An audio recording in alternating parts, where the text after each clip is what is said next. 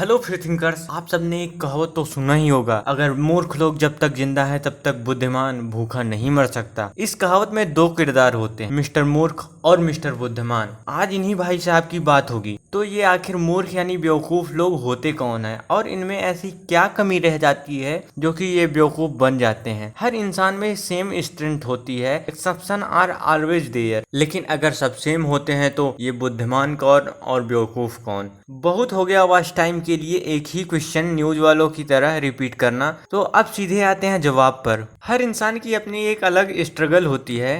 अरे ये वाली नहीं, लेकिन हर इंसान अपनी लाइफ में कुछ ना कुछ सीखता है। अब सबकी लाइफ में होने वाले घटनाएं सेम नहीं हो सकती हैं, सबकी अपनी अलग परिस्थिति होती है। लेकिन अब आप पूछ सकते हो कि हर परिस्थिति में दो टाइप के लोग मिलते हैं। जी हाँ, मैं आपसे बिल्कुल सहमत हूँ।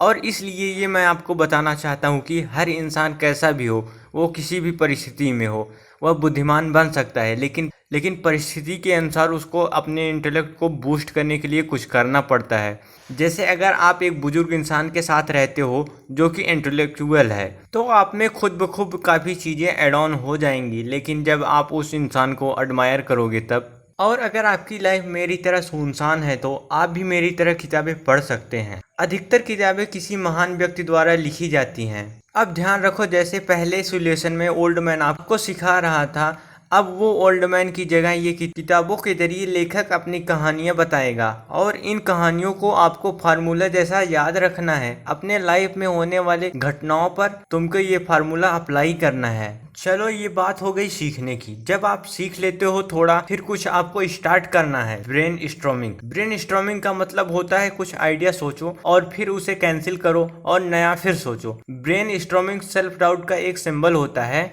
लेकिन आप कॉन्फिडेंट के साथ एज ए ब्रेन एक्सरसाइज करें तो बहुत ही अच्छा होगा आपके इंटेलेक्ट के लिए। आपके खुद के कुछ प्रिंसिपल यानी सिद्धांत बनाने चाहिए और उन सिद्धांतों की कमियों को खुद से पॉइंट आउट करके उसे तोड़ दो।